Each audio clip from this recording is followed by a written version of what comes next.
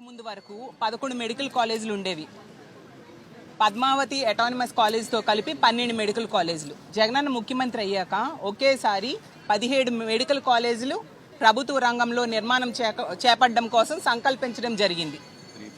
అలాగే తీసుకుంటే చంద్రబాబు నాయుడు గారు 3 సార్లు ముఖ్యమంత్రి గతం చేశారు, ఇప్పుడు 4వసారి చేశారు. ఒక్క మెడికల్ కాలేజ్ అయినా కట్టారా అని నేను అడుగుతున్నాను. కట్టలేదు సరికదా, కనీసం ఆలోచన కూడా చేయని పరిస్థితి మనం చూస్తూ ఉన్నాం.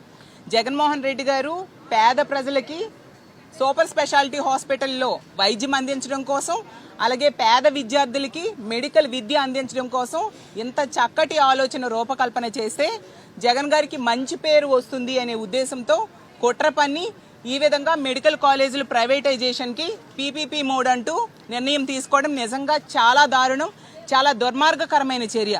దేశ చరిత్రలో ఏ ముఖ్యమంత్రి కూడా ఇంత దారుణంగా ప్రభుత్వ మెడికల్ కాలేజీలని ప్రైవేటైజేషన్ చేయడానికి నిర్ణయం తీసుకోలేదు. అది చంద్రబాబు నాయుడు గారు మాత్రమే తీసుకున్నారు. దీన్ని మేము తీవ్రంగా వ్యతిరేకిస్తూ ఉన్నాం. మా పార్టీ తరఫున చంద్రబాబు నాయుడు గారు తీసుకున్న నిర్ణయానికి తీవ్రంగా ఖండిస్తూ ఉన్నాము. దీని మీద పోరాటం చేస్తాము. ప్రభుత్వమే మళ్ళీ మెడికల్ కాలేజీలు కట్టేంత వరకు కూడా మా పోరాటం ఇలాగే కొనసాగుతుంది. అలాగే ఈరోజు తీసుకుంటే ప్రజా సంఘాలు, విద్యార్థి సంఘాలు, యువజన సంఘాలు, మిగతా పార్టీలు అన్నీ కూడా ఈ ప్రైవేటైజేషన్ నిర్ణయాన్ని తీవ్రంగా వ్యతిరేకిస్తూ ఉన్నాయి. ఎందుకంటే మెడికల్ కాలేజ్, ప్రభుత్వ మెడికల్ కాలేజ్ అనేది ఒక దేశ సంపద. తరతరాలకి వైద్యం అందించే అవకాశం ఉంటుంది. ఎంతోమంది డాక్టర్స్ని తయారు చేస్తారు. అలాంటి మెడికల్ కాలేజీలని ఈ విధంగా ప్రైవేటైజేషన్ చేస్తే ప్రజలెవరూ చూస్తూ ఊరుకోరని తెలియజేస్తూ ఉన్నాను. వాళ్ళు చంద్రబాబు నాయుడు గారు ఇది చేయడానికి ముఖ్యమైన కారణం ఏంటంటే ఈ మెడికల్ కాలేజీలు అన్నీ కూడా నిర్మాణం పూర్తయితే జగన్ గారికి మంచి పేరు వచ్చేస్తుంది అని. రెండోది, తన అనుయాయులకి, తన బినామీలకి ఈ ప్రభుత్వ మెడికల్ కాలేజీలని కట్టబెట్టి ప్రైవేటైజేషన్ ద్వారా వాళ్ళకి కట్టబెట్టడం కోసం ఈ నిర్ణయం తీసుకోవడం జరిగింది. ఒక పులివెందుల మెడికల్ కాలేజ్ విషయం తీసుకుంటే మనం చూసాం, చంద్రబాబు నాయుడు గారు ఇన్నిసార్లు ముఖ్యమంత్రిగా చేసి కూడా కుప్పంకి కనీసం ఒక మెడికల్ కాలేజ్ అతను కట్టించలేదు. జగనన్న కేవలం 5 ఏళ్ళు ముఖ్యమంత్రిగా చేశారు. అందులో కోవిడ్తో 2 ఏళ్ళు పోయింది. అయినా కూడా తన పులివెందుల నియోజకవర్గంలో ఒక ప్రభుత్వ మెడికల్ కాలేజ్కి ఆలోచన చేశారు. దాన్ని చూసి తట్టుకోలేక ప్రజలందరూ చీకొడతారు, 4 సార్లు ముఖ్యమంత్రి అయ్యి కూడా మీరు కనీసం మీ సొంత నియోజకవర్గానికి మెడికల్ కాలేజ్ కట్టించలేదని చీకొడతారని కుట్ర పన్ని పులివెందుల కాలేజీకి 50 మెడికల్ సీట్లు ఎన్ఎంసీ వాళ్ళు ఇస్తానన్నా వద్దని చెప్పి వెనక్కి పంపించేశారంటే ఎంత సిగ్గుచేటో మనం అర్థం చేసుకోవచ్చు. ఈరోజు తీసుకుంటే ఈ మెడికల్ కాలేజీలు ప్రైవేటైజేషన్ చేస్తూ పీపీపీ మోడ్ అని ఒక పేరు పెట్టారు. అదేం ప్రైవేటైజేషన్ కాదట. మరి ప్రైవేటైజేషన్ కాకపోతే ప్రభుత్వమే కట్టొచ్చు కదా అని నేను అడుగుతూ ఉన్నాను. అలాగే వీళ్ళు చెప్తూ ఉన్నారు అక్కడ ఏం కట్టడాలు కనిపించలేదు అనేసి. నిజంగా వీళ్ళు తెలిసి మాట్లాడుతున్నారా తెలియక మాట్లాడుతున్నారా అర్థం కావట్లేదు. ఈ చంద్రబాబు నాయుడు గారికైనా మంత్రులకైనా నేను ఒకటే చెప్తున్నాను, పదండి మనం వెళ్ళి చూద్దాం.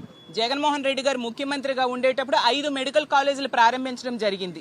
ఎన్నికలు అయిపోయి ఆ 5 మెడికల్ కాలేజీలు తీసుకుంటే విజయనగరం, రాజమండ్రి, ఏలూరు, మచిలీపట్నం, నంద్యాల మెడికల్ కాలేజీలు. ఎన్నికలు అయిపోయిన వెంటనే మనం తీసుకుంటే పాడేరు మెడికల్ కాలేజ్ ప్రారంభం అవడం జరిగింది. అలాగే పులివెందుల మెడికల్ కాలేజ్ పూర్తయిపోయిన పరిస్థితి. ఇది 3 ఫేజుల్లో కట్టడానికి జగనన్న రూపకల్పన చేశారు. మొదటి ఫేజ్లో 5 మెడికల్ కాలేజీలు, 2వ ఫేజ్లో ఇంకొక 5, 3వ ఫేజ్లో 7 మెడికల్ కాలేజీలు కట్టడానికి రూపకల్పన చేయడమే కాకుండా దానికి కావాల్సిన నిధులు కూడా ఏ విధంగా అరేంజ్ చేయాలో అన్నీ కూడా జగనన్న ఆలోచన చేసి వాళ్ళతో నాబార్డ్తో అవ్వచ్చు, సెంట్రల్ ఫండ్స్తో అవ్వచ్చు, వివిధ సంస్థల ద్వారా నిధులు కూడా సమకూర్చడానికి అన్ని ఆలోచనలు జగనన్న చేయడం జరిగింది. అంత దూరదృష్టి ఉన్న నాయకుడు మా జగన్మోహన్ రెడ్డి గారు. చంద్రబాబు నాయుడు గారు విజనరీ అంటారు. ఈ మెడికల్ కాలేజీలకి ఇంకా కావాల్సింది ఇంకో 5,000 కోట్లు. ఆ మాత్రం అతను రాష్ట్ర ప్రభుత్వం తరపున అందివ్వలేరా? ఇదేనా మీ విజనరీ? మెడికల్ కాలేజీలు అమ్మేయడమేనా మీ విజనరీ అని అడుగుతున్నాను.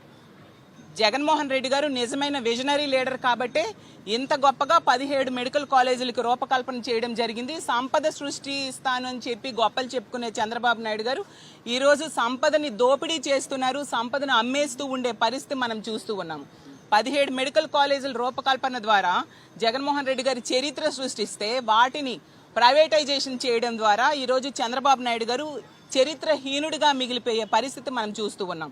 అలాగే మహిళా మంత్రులు తీసుకుంటే అనిత గారు, సవిత గారు ఏం మాట్లాడుతున్నారో మనం చూసాం. అన్ని పచ్చి అబద్ధాలు ప్రజలకు చెప్పడానికి ప్రయత్నిస్తూ ఉన్నారు. అనిత గారికి నేను ఒకటే చెప్తూ ఉన్నాను, అమ్మ మీకు మెడికల్ కాలేజీలు కనిపించట్లేదు అంటున్నారు కదా, మీరు ఇన్ఛార్జ్గా ఉన్న విజయనగరం మెడికల్ కాలేజ్ చూపిస్తాను, పదండి వెళదాం. అలాగే మీ పక్క జిల్లా అయిన పాడేరు మెడికల్ కాలేజ్ చూపిస్తాను, వస్తారా? చూపిస్తాను, వెళ్దాము.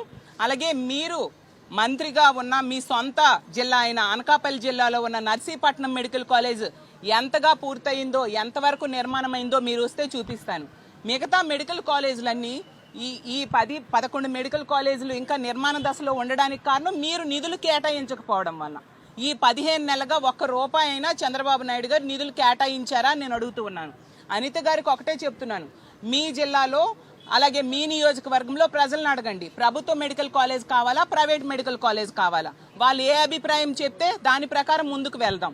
ఆ ధైర్యం మీకు ఉందా అని నేను అడుగుతూ ఉన్నాను. అలాగే సవిత గారు తన సొంత నియోజకవర్గంలో ఉన్న మెడికల్ కాలేజ్ని ప్రైవేటైజేషన్ చేస్తుంటే అడ్డుకోలేని అసమర్థ మంత్రి ఆవిడ.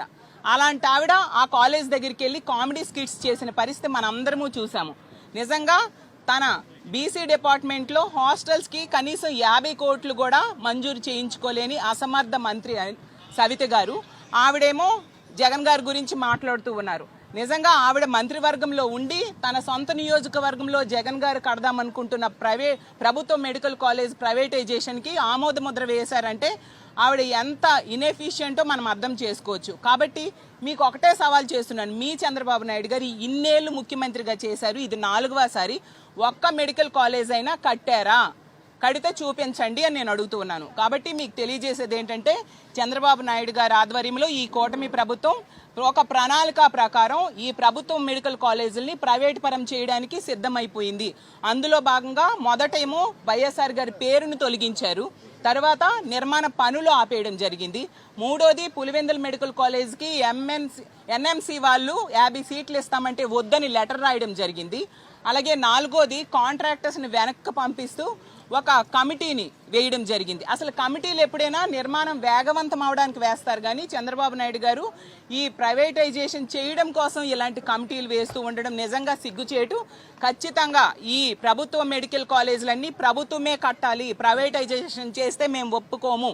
ఎందుకంటే ఇది ప్రజల భవిష్యత్తు అలాగే ప్రజల ఆరోగ్య భద్రతకు సంబంధించిన అంశం కాబట్టి మా వైఎస్ఆర్ కాంగ్రెస్ పార్టీ ఎప్పుడు ప్రజల తరపున పోరాడే పార్టీ కాబట్టి మా జగనన్న ఆదేశానుసారం మేమందరం కూడా ప్రజల తరపున ఈ ప్రైవేటైజేషన్ అడ్డుకుంటామని తెలియజేసుకుంటూ సెలవు తీసుకుంటున్నాను.